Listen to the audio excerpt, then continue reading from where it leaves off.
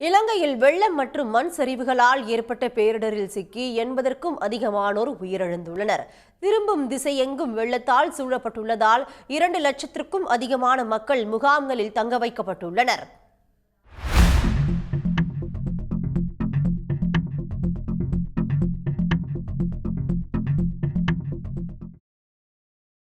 டிட்வா சூறாவளி தீவிரமடைவதால் இலங்கையில் மோசமான சூழ்நிலை ஏற்பட்டுள்ளது. நாடு முழுவதும் மழை வெள்ள பேரிடரில் சிக்கியுள்ள மக்கள் கடுமையான பாதிப்புகளையும் இழப்புகளையும் சந்தித்துள்ளனர். அரசின் எச்சரிக்கையால் மக்கள் தங்கள் வீடுகளை விட்டு அவசரமாக வெளியேறி பாதுகாப்பான இடங்களிலும் முகாம்களிலும் தஞ்சம் புகுந்தனர். தலைநகர் கொழும்புவில் திரும்பும் திசையெங்கும் வெள்ளக்காடாக காட்சியளிக்கிறது. வெல்லம்பிட்டி, கடுவேலா உள்ளிட்ட நகரங்களில் இடுப்பளவுக்கு தண்ணீர் தேங்கியுள்ளதால் மக்கள் மரங்களின் உச்சிகளிலும் வீட்டு கூரைகளில் ஏறியும் உயிர் தப்பினர். அவர்களை ஹெலிகாப்டர் மூலம் மீட்புக் குழுவினர் பத்திரமாக மீட்டனர்.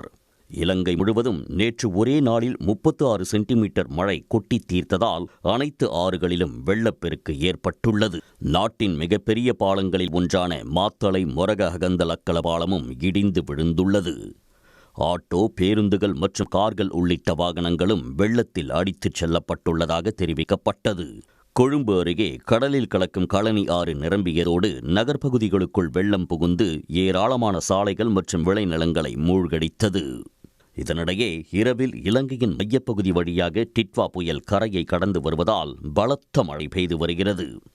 இதனால் பாதிப்புகள் மற்றும் உயிரிழப்பு மேலும் அதிகரிக்கும் என்று அஞ்சப்படுகிறது. இன்று பிற்பகலுக்கு பிறகுதான் புயல் முழுமையாக இலங்கையை விட்டு விலகும் என்றும் அதுவரை கனமழை நீடிக்கும் என்றும் அந்நாட்டு வானிலை மையம் ரெட் அலர்ட் விடுத்துள்ளது. இலங்கையின் பல்வேறு நகரங்கள் இருளில் மூழ்கியதோடு தொலைத்தொடர்பு சேவைகள் தடைபட்டுள்ளன. பாதிக்கப்பட்ட மக்களுக்கு மருத்துவ உதவிகள் உடனுக்குடன் கிடைப்பதை உறுதி செய்யும் வகையில் சுகாதார பணியாளர்கள் அனைவரும் பணிக்கு திரும்ப அரசு உத்தரவிட்டுள்ளது. உடனுக்குடன் செய்திகளை தெரிந்து கொள்ள சன் நியூஸ் பெல் ஐகானை கிளிக் பண்ணுங்க.